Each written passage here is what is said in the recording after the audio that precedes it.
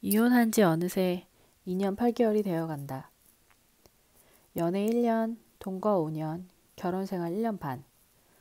청소년기 시절부터 항상 불안했던 나는 결혼이 하고 싶었다.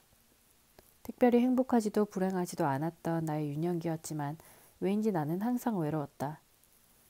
온몸에서 외로움을 풍기고 다니니 친구도 만들기 쉽지 않았고 부끄럽지만 한국에서 남자친구도 사귀어본 적이 없다.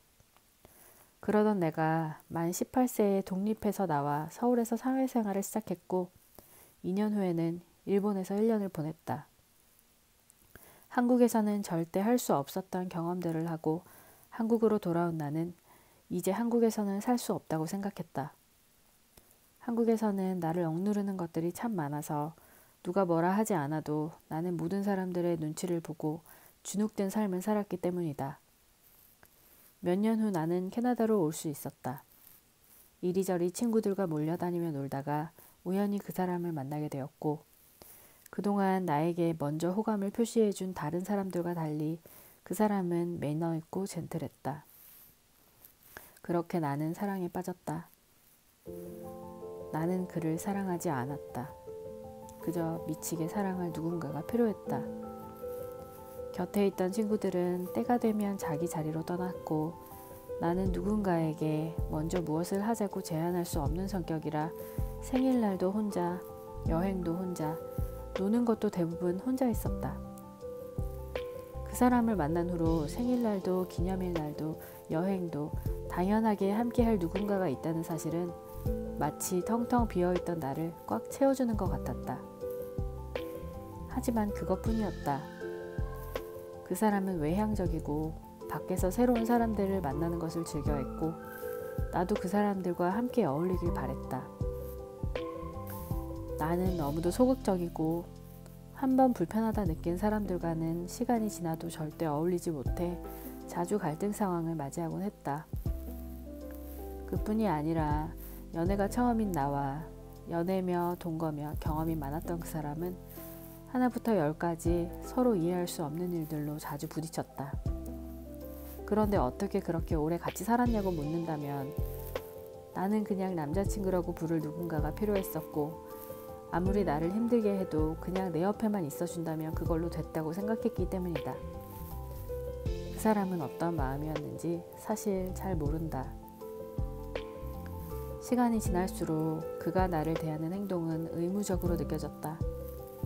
나와 낮에 시간을 보내고 나면 저녁엔 친구들을 만나 술자리를 가졌다. 나에겐 속 얘기를 하지 않는 그 사람이 친구들에게는 자신의 이야기를 털어놓고 우린 점점 대화가 없어졌다. 그 사람의 말에 딴지만 걸고 있는 나를 발견했고 내 이야기는 한 귀로 듣고 한 귀로 흘리고 있는 그 사람이 보였다. 나는 사소한 모든 걸 같이 할 수 있는 사람이길 원했는데 그 사람은 혼자만의 시간이 중요한 사람이었고 그럴수록 나는 더욱 그에게 집착했던 것 같다. 그 사람은 항상 내가 더 새로운 것을 배우고 도전하고 발전하길 바라며 응원해 주었지만 나는 그 응원이 마치 지금 내 모습을 부정하는 듯하게 느껴져 내 자존감은 점점 낮아졌다. 그리고 가장 많이 힘들었던 부분은 서로에게 솔직하지 않았다는 것이었다. 그는 거짓말은 하지 않았지만 나에게 많은 것을 숨기고 있었다. 물론 그것들이 내가 알면 기분 나빠질 거라 생각해서 그런 행동을 한 거였지만 그렇게 숨겨졌던 사실들이 하나 둘 나타날 때마다 나는 너무 큰 상처를 받았고 이 사람과 살면 앞으로도 언제 어떤 충격적인 사실들을 맞닥뜨리게 될지 그 불안감이 점점 커졌다. 그리고 어느샌가부터 나도 내 속마음을 말하지 않기 시작했다. 어리석은 나는 시간이 그리고 결혼과 출산이 이 모든 걸 해결해 줄 거라고 생각했다. 어쨌든 나는 내 옆에 있어줄 내가 남자친구 혹은 남편이라고 남들에게 소개할 수 있는 사람이 필요했었고 우린 너무 다르고 많은 갈등을 안고 있었지만 이것은 우리가 결혼을 하지 않았기 때문이라고 생각했다. 오랫동안 그는 결혼을 회피했었고 함께한 지 약 6년이 지난 후 더 이상 회피할 수 없었던 그는 나와 결혼을 해주었다. 나는 내 마음속 계획대로 결혼을 하고 아이를 가졌다. 여전히 대화는 많이 없었고 서로 솔직한 마음도 꺼내지 않은 채 그렇게 시간이 흘렀다. 여전히 그는 낮에는 나와 의무적으로 시간을 보내고 저녁엔 친구들을 만나러 나간다. 누구를 어디서 만나는지는 항상 알고 있었기에 그 사람에게 다른 누군가가 있었다고는 의심하지 않는다. 그리고 혹시 그랬었더라도 나 자신을 위해 그렇게 생각하고 싶지는 않다. 결혼하고 아이를 가졌지만 여전히 그는 혼자만의 시간이 중요한 사람이었고 내 외로움과 분노는 걷잡을 수 없이 커져만 갔다. 진통이 시작됐던 밤에도 그는 집에 없었다. 새벽녘 언제쯤 술에 잔뜩 취해 들어와 소파에서 자고 있던 그 사람을 깨웠고 그렇게 몇 시간을 더 진통한 끝에 병원으로 향했다. 분만실에서 진통 중에도 나는 휴대폰을 했고 그 사람은 책을 읽었다.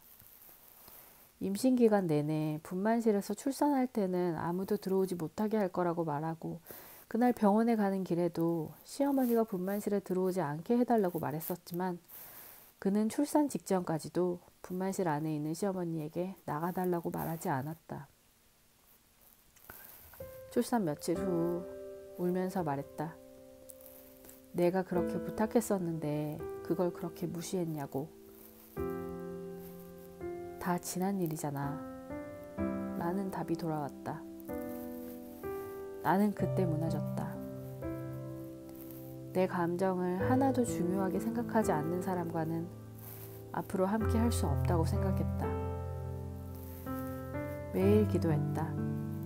이 끔찍한 상황을 끝내려면 어떻게 해야 될까?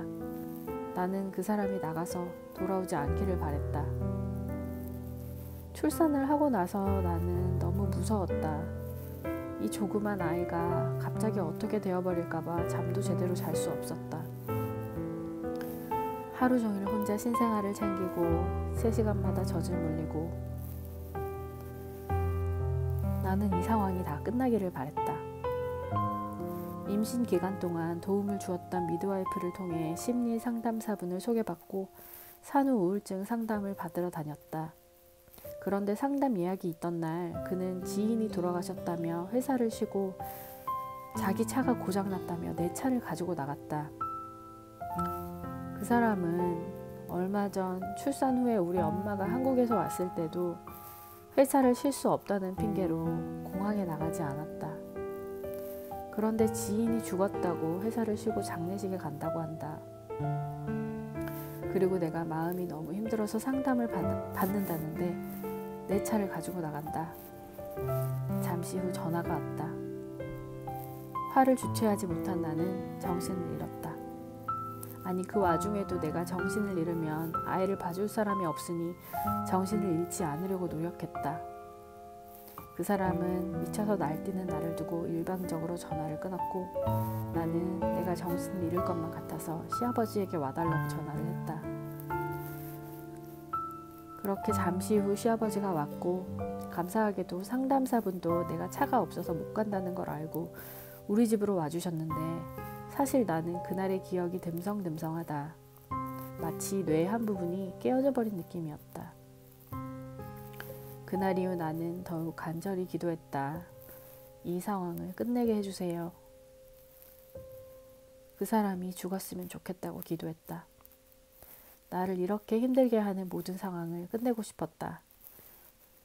어느 날 상담사 분이 얘기했다. 이건 산후 우울증이 아닌 것 같아요. 그래, 이건 출산 후 호르몬의 문제가 아니었다. 그렇게 끔찍했던 나의 여름이 가고 있었다. 지금도 나는 다른 부부들이 신생아를 돌보는 모습을 잘 지켜보지 못한다. 나는 종종 그때의 끔찍한 기억이 떠오르고 숨이 찬다. 여름이 가고 가을, 겨울이 오고 우리는 어떠한 대화도 하지 않았고 나는 그 사람이 사과하기를 기다릴 뿐이었다. 그렇게 끔찍한 시간을 보내고 있었지만 그때도 나는 이혼할 생각은 없었다. 이혼 과정에서 자란 나는 내 아이도 이혼 과정에서 자라고 싶게 하지 않았기 때문이다. 2020년 2월 어느 날 그 사람에게 문자가 왔다. 우리 계속 이렇게 지낼 수 없잖아. 나는 그 사람이 나에게 화해를 요청하는 거라고 생각했다. 그 사람은 헤어지자고 먼저 얘기했다.